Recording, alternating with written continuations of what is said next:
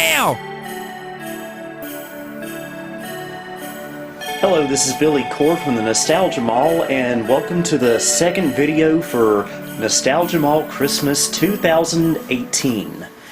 In this video, we're going to be looking at the Carolina Flyer once again, which is currently nothing more than a shell of its former self, as you can see here.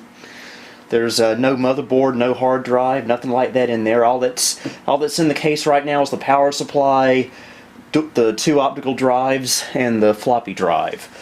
You see, about a month ago I got to thinking, you know, maybe it's about time I finally upgraded this machine to a socket 370 motherboard, because they're a lot more capable, and they can do a lot more, and they're more powerful. Well, I ran into an issue with this, in that I could not find a sound card that would work in a socket 370 motherboard that would be suitable for me. As I've mentioned before, when I build a computer running Windows 98, I like it to have the capability to run MS-DOS based computer games. And in order to do that, I want a sound card that not only works in DOS, but also sounds correct in DOS. And that was the subject of a recent video where we tested a Yamaha based PCI sound card, and even though it wasn't working in the motherboard that used to be in this computer, it did eventually work well. In fact, it played DOS games, most of them just fine. And the reason that I had this problem finding a sound card is because on socket 370, the motherboards typically don't have ISA slots, and the best sound cards for DOS require ISA slots. PCI-based sound cards, while they're still good, it's a lot of times hard to find one that works in MS-DOS properly, and this Yamaha card that I got recently fits that bill just fine. So that helped convince me to finally upgrade this to a socket 370 board. And coincidentally, when I tested the motherboard that was in this computer previously yesterday, which was an A-opened an A-opened slot 1 motherboard that's been featured on this channel before, it was dead. It just suddenly decided to die. It would not post at all. No matter what RAM or CPU or anything I'd put in it, it just would not post. It was dead, which was a shame, because despite it being not very capable, it was a pretty good motherboard, especially for reliability, although I guess its reliable days are over with. So thankfully that motherboard died the exact same day the new one for this computer arrived, which we will be taking a look at right now. Okay, the new motherboard is in this anti-static bag here.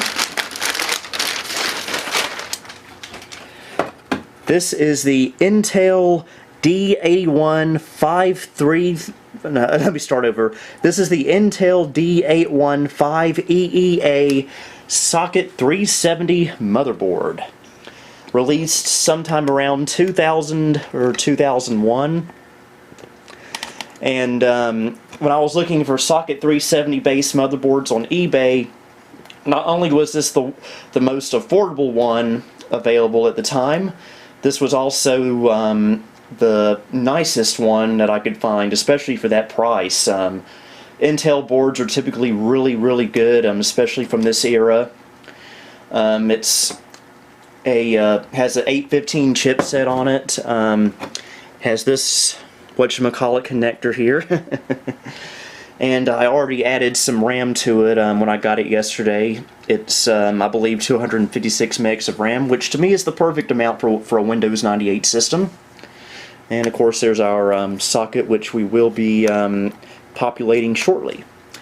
I/O, we get PS2 keyboard and mouse, 2 USB 1.1 ports, a Ethernet jack, which is really cool, VGA out, which we will not be using, serial, parallel, audio connectors, which again we will not be using. I believe this has like SoundMax audio on here, which is not very good at all from what I understand. Got our AGP slot, which we will be using, and 1, 2, 3, 4, 5 PCI slots. 2 of them will be used. What else is there to show on here of interest? Not much, although it did thankfully come with the hand slicer, aka the I/O shield, sitting right here, so we'll be able to use it. And what kind of cards we'll be using in here? Well, some of them were being used in the Carolina Flyer previously, and one of them is going to be completely new to this system. And I got them all in this little bag right here. We're going to be using this IDE to SD card adapter, which will be using a 64 gigabyte micro SD card from Lexar. This adapter, while it worked in the Carolina Flyer before, the A-Open motherboard I was using had a 32 gig hard drive limit, so I wasn't able to use a 64 gig card in here, but thankfully we'll be able to now. And this is going to be new to the system. This came out of that Dell Dimension 4600 I got from my aunt a couple of months ago. This is a NVIDIA GeForce 4 MX. Of course, choices of video cards is always a very controversial topic. I just feel this one will be perfect for this system as far as power is concerned. It has DVI, which we won't be using, S-Video, which I might use someday, and VGA out.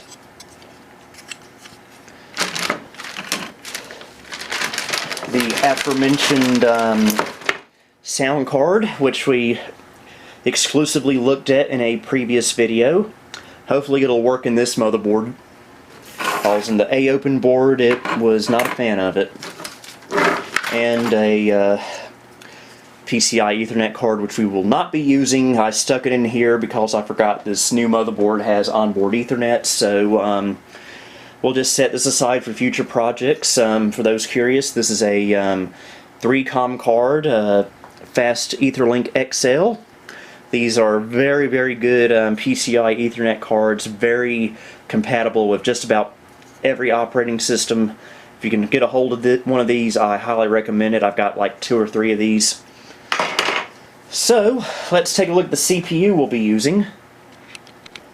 Okay, here's our CPU. This is an 866 megahertz Pentium 3.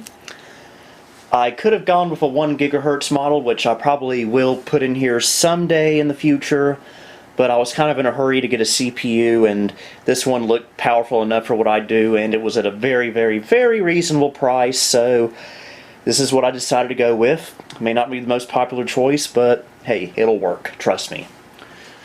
And for a CPU cooler, we have this possibly brand new Adaptec Socket 370 cooler with a very nice copper heatsink right here. And so yeah, that should be very, very, very sufficient for our needs. Okay, now that we've gone over all the parts, I guess the next thing we need to do is start putting it together. But first I need to crack open a cold one, and yes, believe it or not, I'm actually drinking a Coca-Cola on this channel instead of Pepsi for once. Yes, I guess the world's about to end, isn't it? So, hey, and plus, you know, Coke is a good Christmas soda, so...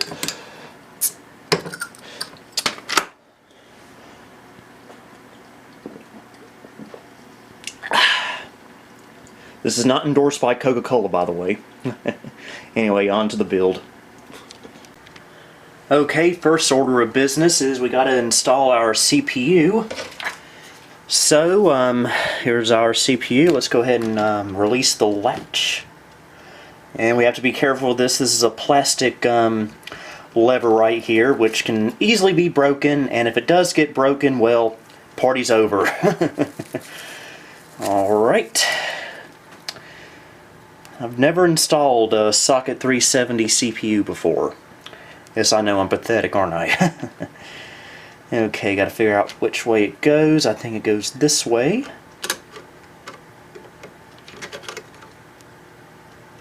Well, in theory, at least.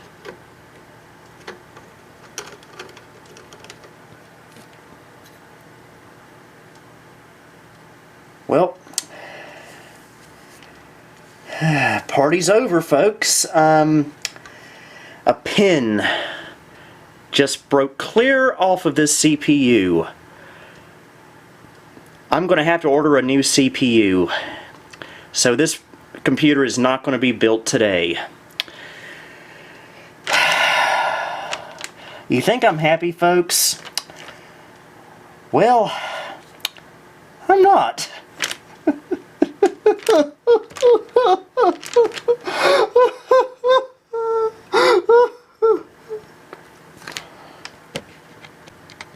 Okay, I can't believe I'm doing this, but we're actually going to try this anyway because there's so many pins on the CPU. It could have possibly come from another CPU that was on this previously, although to be honest with you, that's not highly probable.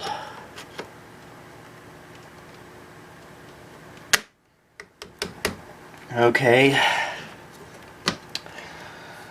Again, I don't have any hopes for this, folks. Go ahead and add some thermal grease.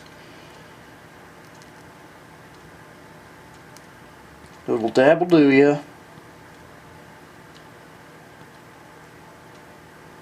Start to get kind of low on this stuff.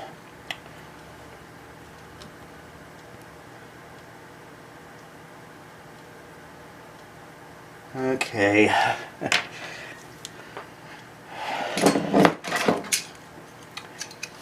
That's at our fan.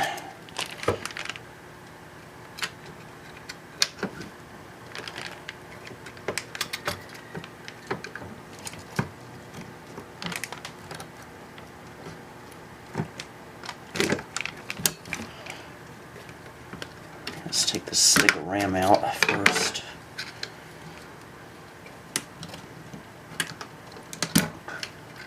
Ooh, almost had it.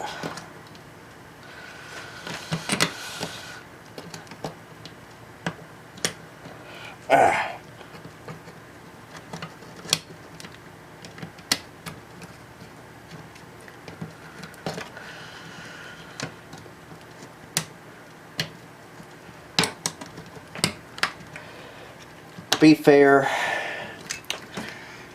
the CPU only cost me like $4.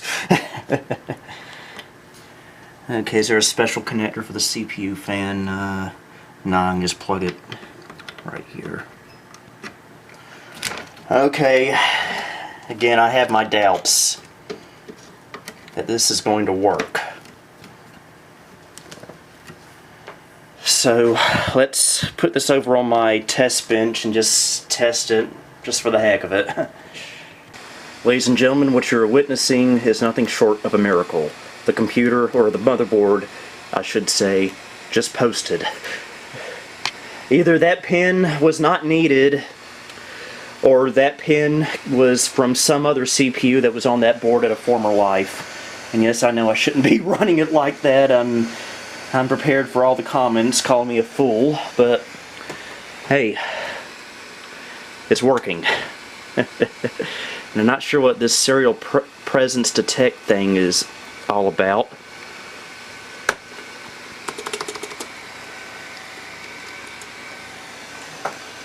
The motherboard, well, the keyboard I should say, isn't doing anything, so let me check that out. Okay, we're in the BIOS now.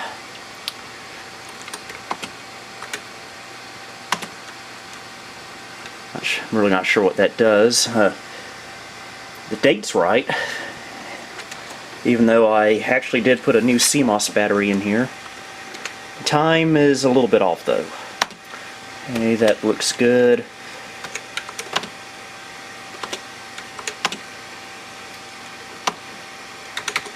Okay, let's Let's turn our serial port on. We want our audio off. And we want parallel port on. Okay, don't have any drives connected right now. Okay, and we're going to be using a 1.44 meg floppy drive video, and we're actually running off the onboard video at the moment. Turn quiet boot on.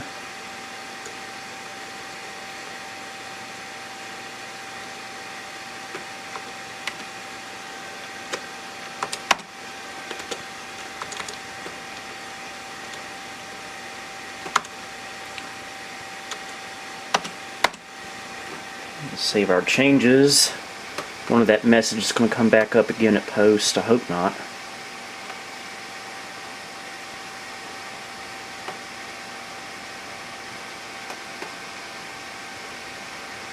Okay. It didn't ask for anything else during post, so I think we're ready to start putting this motherboard in the computer. So, crisis has been averted. I don't have to wait for another CPU. We can get this baby up and running today. So let's get her going. Okay, first let's install our hand slicer, I/O shield into the back of the case. I'm not sure what this thing is doing there. Hopefully it doesn't get in the way.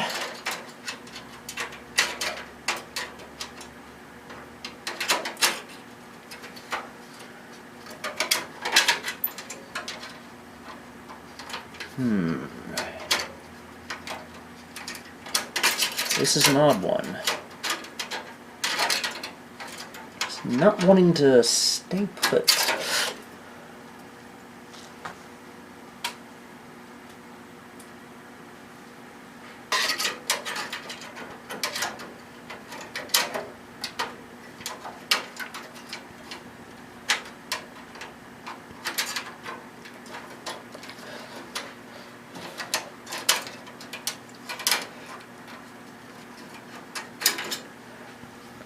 Okay,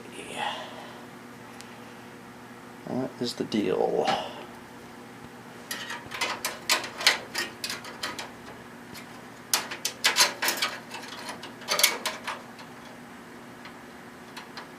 Thing is, the I/O shield seems smaller than the slot for it, which may be a problem.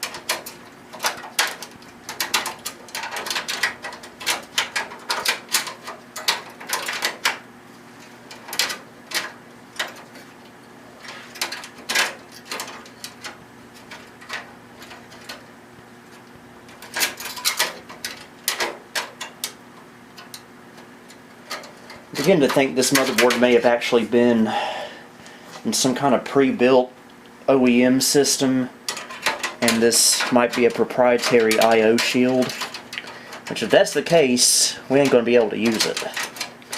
We may have to do this the redneck way and just have exposed ports in the back, which I do not like.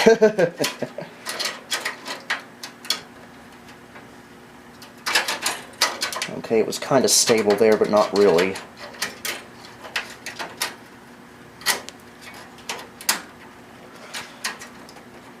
I don't want to slice my hand off either.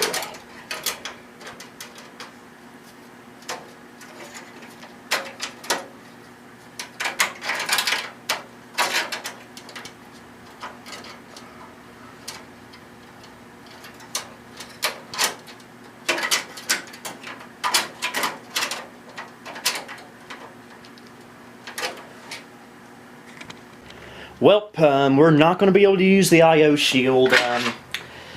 The top and bottom is too long, and the front to, and the right to left, or the width, is just too short.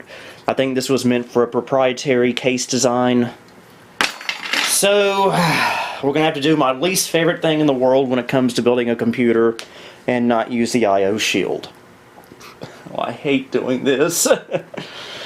If anyone has an I/O shield that would fit in that case that has this port layout, please let me know. Okay, I'm not sure if this is going to be the best camera angle, but we're going to go ahead and put the board in without the I/O shield. Keep in mind, the I/O shield a lot of times really isn't that necessary. I think it's just there to keep dust out of the computer, and what I'm saying will probably get painfully corrected in the comments. But I do like having the I/O shield just because I have a little bit of undiagnosed OCD, and I can't stand to not have a part like that missing. So hopefully I can find one at some point. Shame this one was not compatible with this case. So anyway, let's get to building.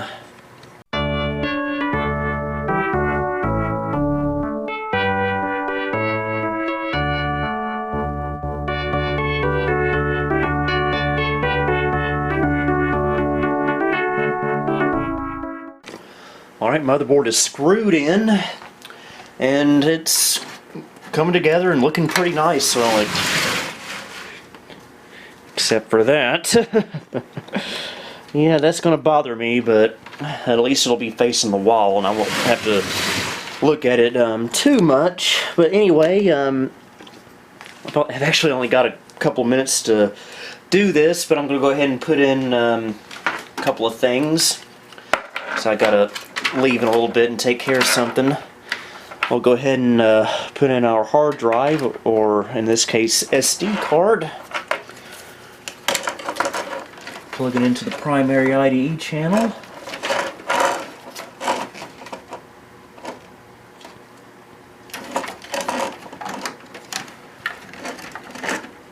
Go.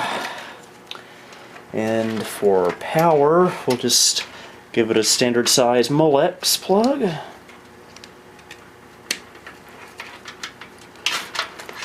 And I need a piece of cardboard to put under it so it doesn't short out. I had a piece a while ago, I don't know where it went off to. Alright, here we go. Probably slide it here into the hard drive caddy where the hard drive would normally go. It's the best we're going to get it, I suppose. Alright, we'll add our video card. Might not be the most popular choice of cards, but I like it.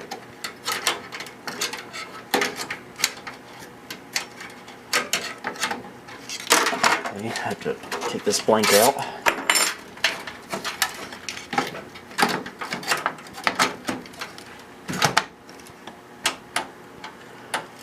Right, screw.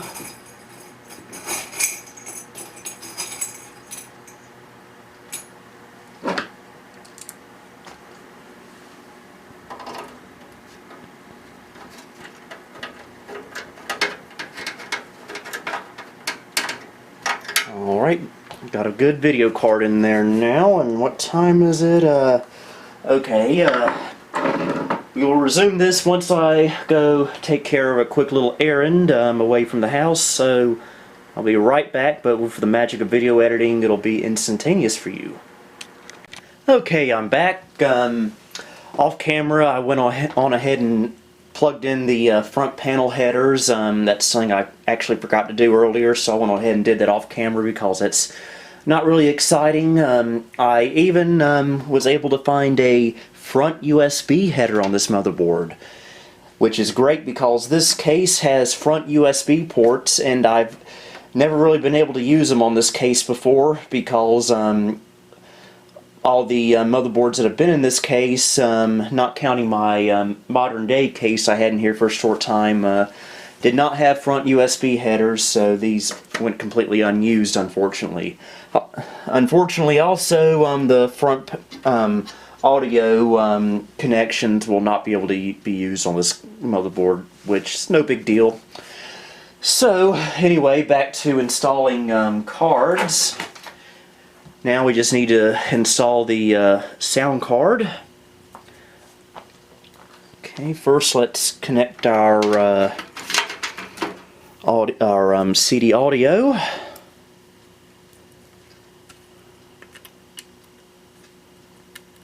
Go.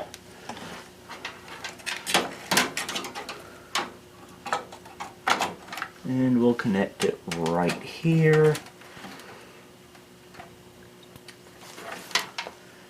And are there any other cards we need to add? I don't believe so. We just need the video and the audio, and that'll do it. Because again, this motherboard has onboard Ethernet, so we do not need to add a PCI Ethernet card.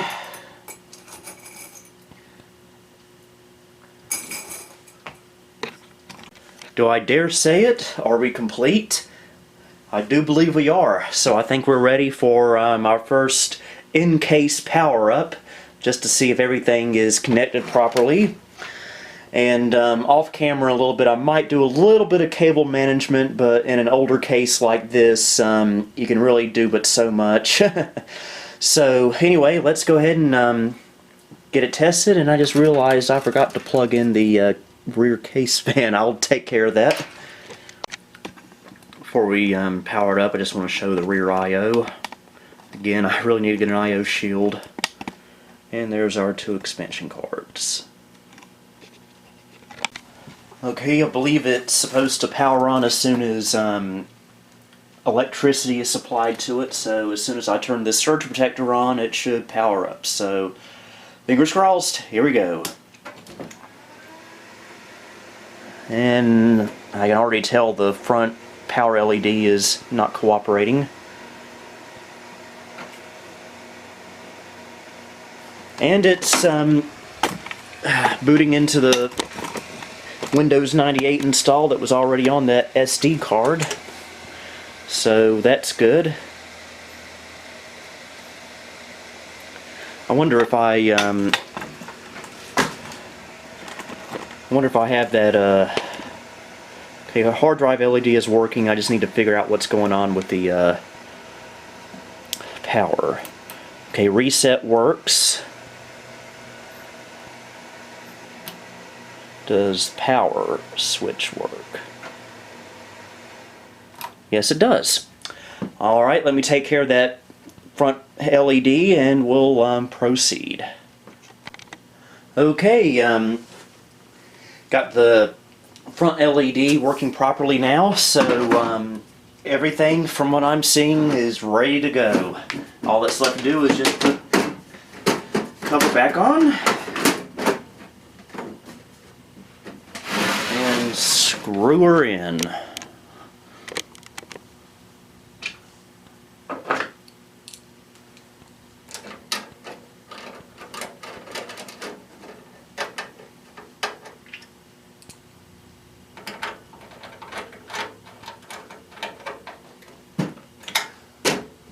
Alright, let's put her back in her home.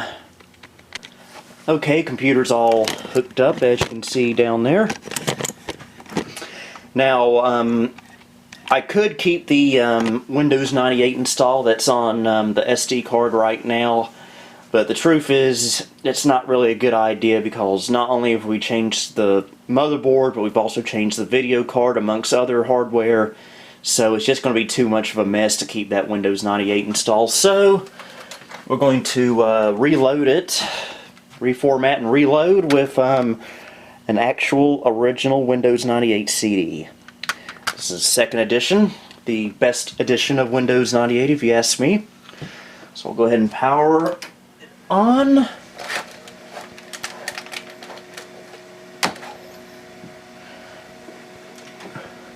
This computer boots up extremely fast, and this DVD-ROM drive has trouble opening sometimes, so okay, but it's open now. We'll reboot. Now, I'm not sure how we're going to boot from the CD on this. I'm not sure what key we need to press or if it's just going to do it automatically. And it did automatically, which is good.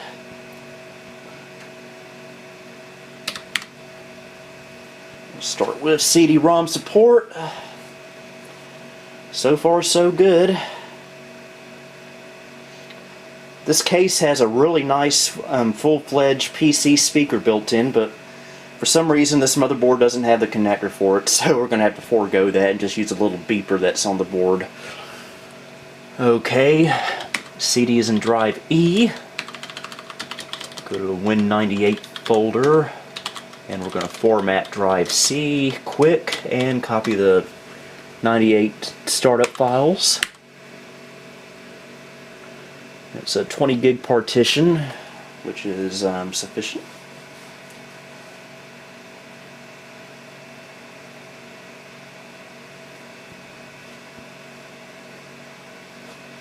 Okay, we'll call it Win98. Alright, let's do the best way to install any version of Windows 9X ever.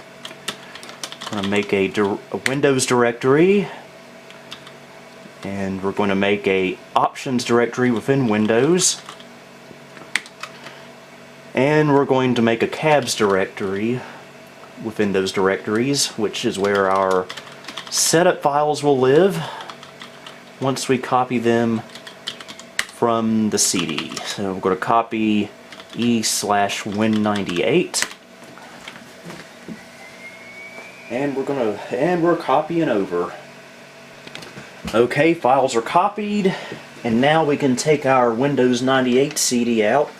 And again, I've covered this process many times before on this channel. I can thank my good friend the Flying Scotsman for telling me about this years ago.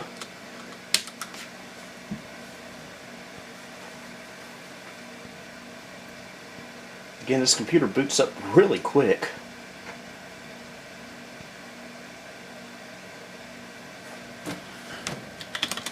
Okay, well, it took us to a Windows 98 command prompt. That's perfectly fine.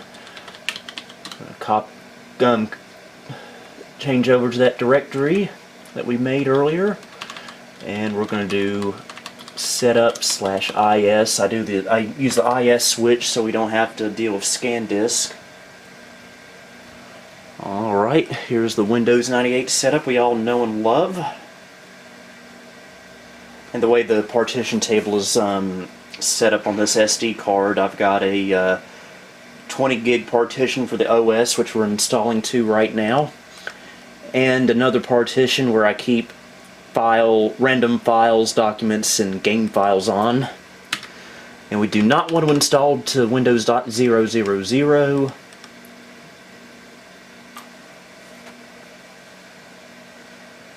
It's a loud CPU fan. But at least it's being sufficiently cooled, supposedly. Because it is a good fan and heat sink that I got on there. We'll do custom. Take all the accessories, no communications, all the desktop themes, all the multimedia, no online services, no Outlook Express, all the system tools, and no web TV for Windows, which never even worked properly back in the late 90s when that was a new thing. Alright, we'll name it Carolina Flyer. Alright, United States for everything. And we're not going to need a startup disk. Alright, this is the long portion of setup here, so we're going to obviously pause here and we'll resume once we're at the next portion. Alright, it's at the user information screen, so we'll go ahead and put in my information there. Still love this tiny little keyboard there. For being so small, it types really, really well. completely read that, every single word of that, so now let me put the product key in. Alright, on to the next portion. Which, by the way, does not involve me kicking the tripod. Okay, this is going to take a while.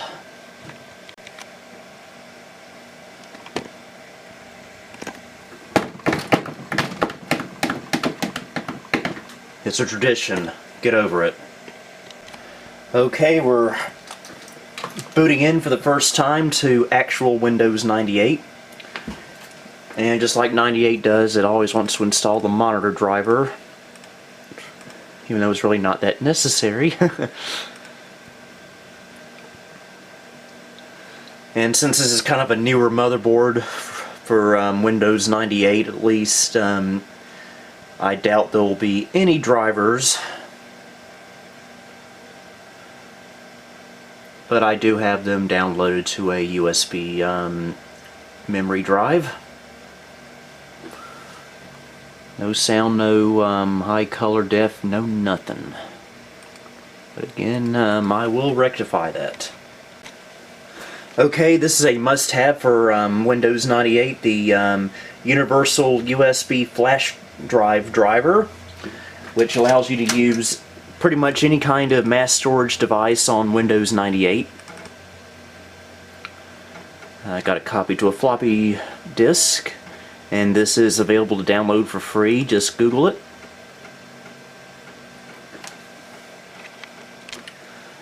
Okay. Alright, let's go ahead and restart and see what happens. Okay, let's see if these front USB ports work. A flash drive here, and let's give it a try.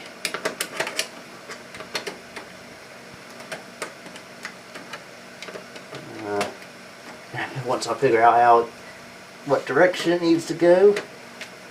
Yes! We have working front USB. That is really nice.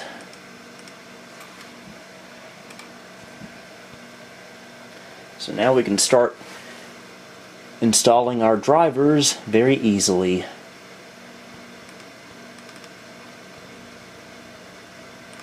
Now, oh, what? Not formatted.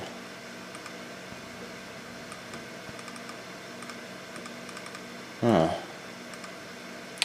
Oh, now I remember my flash drive is formatted in TFS.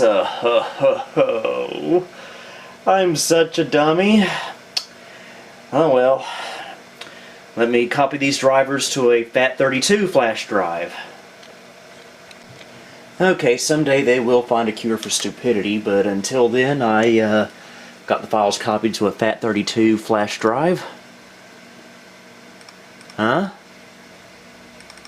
Huh? Huh? You mean it's still not working? Why isn't it working? Okay, even though that flash drive was formatted FAT32, it was using a GPT partition table, which is impossible to read on Windows 98, so I had to plug it back into the main computer and redo that. So hopefully this should work now, and it does. Alright, we'll start with what I think is the chipset, and it is. I always like to start off with that on a fresh Windows install.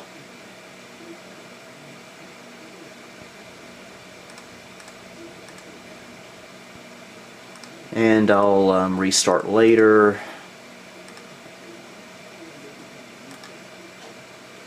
And it froze. Why did it freeze? You know it's a bad computer freeze when you can't move your mouse.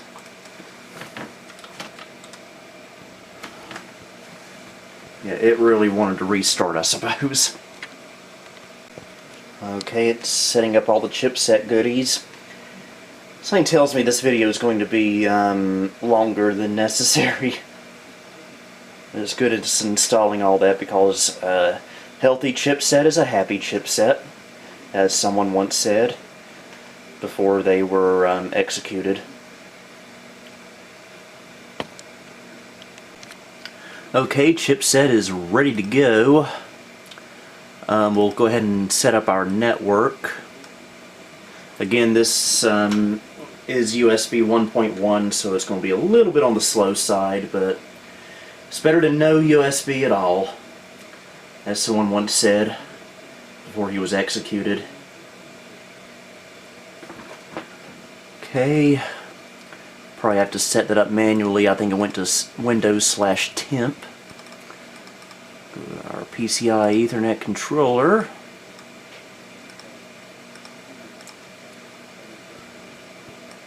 And go to temp.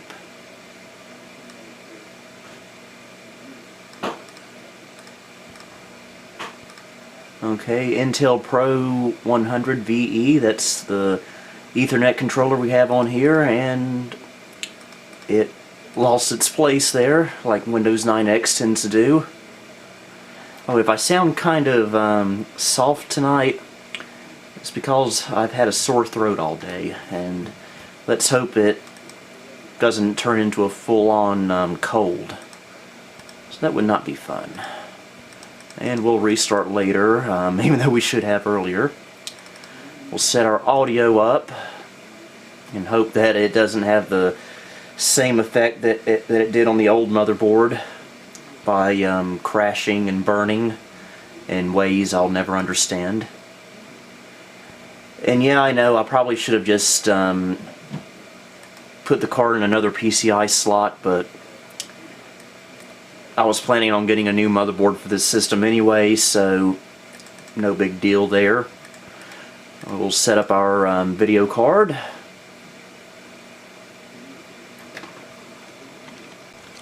Okay, here we go. Now, ideally, I would love to have a Voodoo 5 in this computer, but those are impossible to get a hold of unless you're very, very rich. But this NVIDIA GeForce 4MX should do well enough for what I use this computer for. Okay, have we missed anything? Okay, Intel Active Monitor. I believe this is a utility to let us view stats like CPU temperature and stuff like that. That was from 2005. Pretty recent for a board like this, but I'm not complaining. Alright, since that's the last driver, we'll go ahead and give it a restart. And hopefully when we come back, we'll have sound and a better color and resolution for video. Alright, looks like our color there is a lot darker on the desktop, and we got gradient color bars, so we've got at least 16-bit color now, and we got network going, which is always good. Now, are we going to get a startup sound? Oh wait, it's got to do this. I think this is for the sound card. Yep. Okay, that should do it, and hopefully we'll get a startup sound.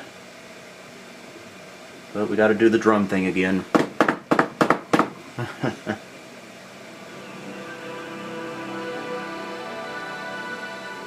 Music to my ears. So, we should be good to go. Let's check our device manager. Still need to install the software for my USB Zip 100 drive, but other than that, all the drivers are accounted for.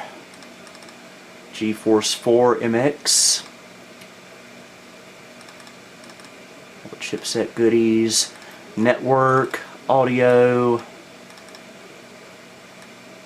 and USB. So, I think I'll pause the video here for a while because I need to install some software and some other goodies, and then we'll conclude the video once I've done so, and we can give this computer a good little test drive. So for the magic of video editing, we will return right now. Okay, it's actually the next day. My cold has actually gotten a little bit worse, but thankfully I'm still completely functional. But I do have a very, very nice deep voice now, yeah. So anyway, I've got everything set up on this computer in a way that makes sense for me, and I think we're all ready to go. So let's turn it on. And I want you to see how quick it does its power on self-test. This is a very, very quick post. I'm very impressed.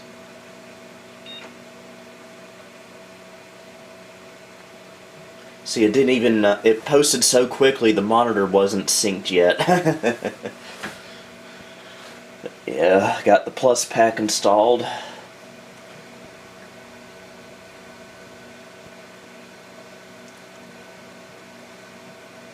And it boots, Windows boots pretty quick as well. Of course, it's on an SD card, which helps it a little bit.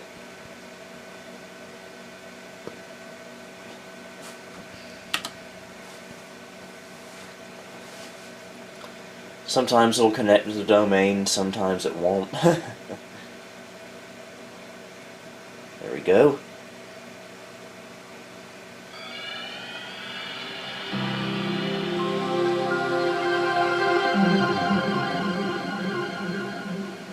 Alright, we're at the desktop. In a couple of weeks, I will do a more in-depth video on the software end of this computer, but I just want to show you real quick a game running on here. Just let me get my USB gamepad connected and we can give it a try.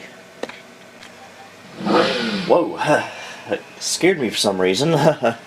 I got my very cheap generic USB gamepad connected to it through the front USB, which is a really nice feature to have on here now. And we're going to play us a little bit of Need for Speed 2. I played the third one on this channel before, but I'm not sure if I've ever played the second.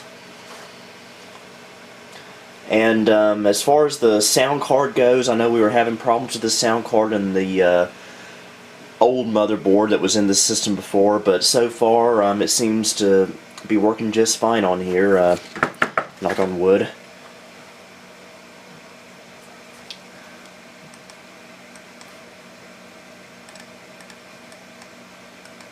Okay, why isn't it? Not sure if it's frozen or not. So let's just open it up through here. There we go. Very junky auto run. Again, this game is very, very underpowered for this kind of system. I probably could have played this without the CD, to be honest with you, but I forgot.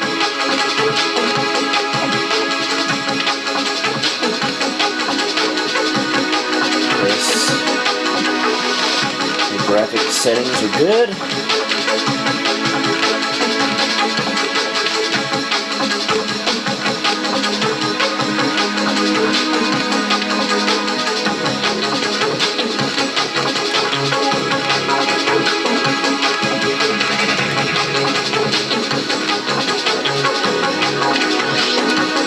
Ourselves a good vehicle.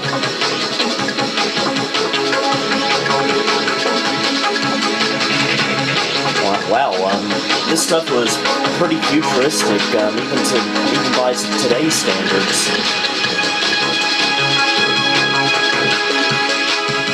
Okay, I'll go with that because the door looks a little bit like a DeLorean, and we'll go with red.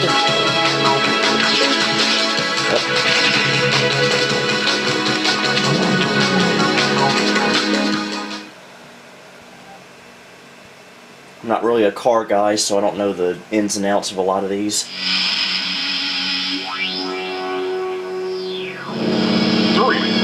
2, 1, go!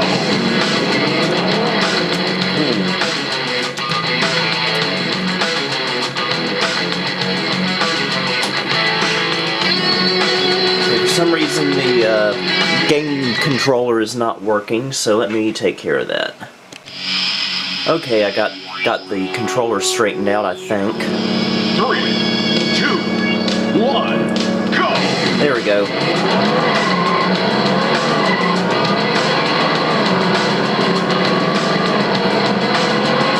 Racing games are probably one of my favorite types of games, just because I enjoy driving, even in real life.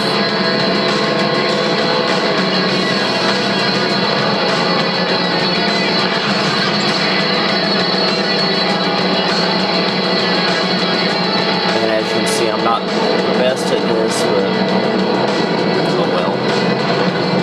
As long as I have fun.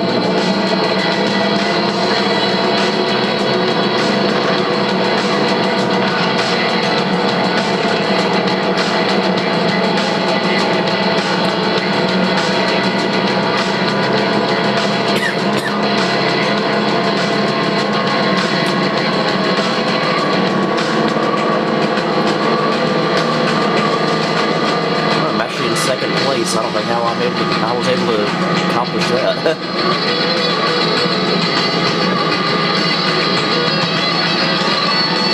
Car handles good. Good steering. I think my favorite Need for Speed game would probably be the third one, mainly because it's the one I've played the most of. Again, I apologize for the way my voice sounds. I am sick. But I felt worse, though. Thankfully, I'm not bedridden or anything. And I'm actually in first place. How am I doing this, I wonder?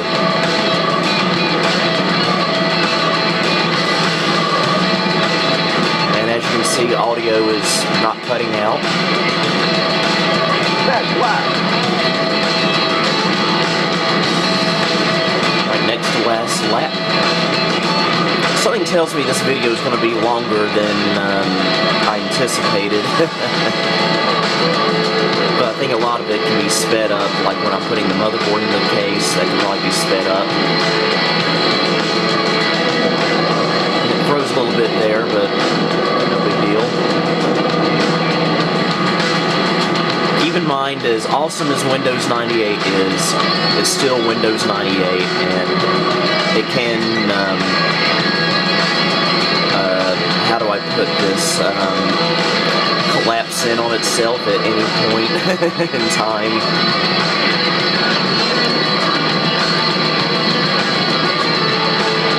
Best lap, final lap.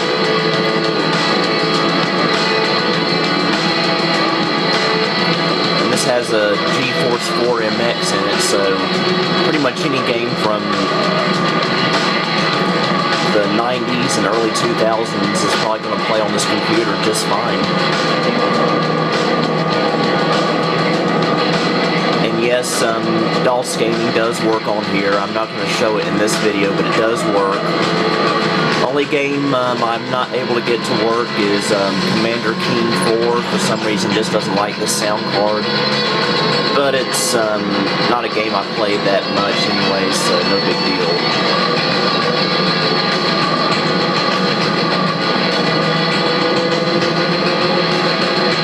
Am I actually going to win? McLaren F1 wins. I actually won. I don't believe it. Congratulations, you've won the race. Well, thank you. Thank you. I have the right voice for that, don't I? You've got a top 10 time for this track.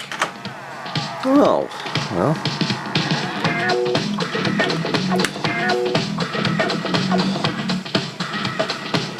Anyway, that kind of gets the point across.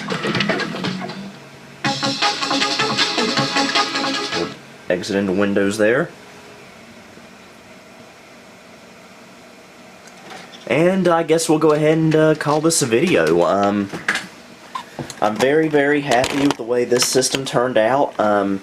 Wish I had a better place for it, but I really don't have much room in here, and I'd rather have the Gateway 2000 up on display anyway, so oh well. Anyway, stay tuned for more Nostalgia Mall Christmas coming up. So until then, this is Billy Core signing off.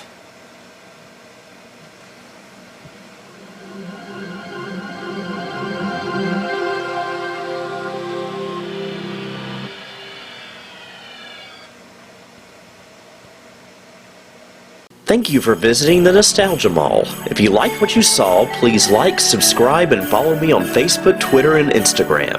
You can also support me on Patreon if you would like. The links to all of these are down below. Until next time, this is Billy Core wishing you a Merry Christmas and a Happy New Year.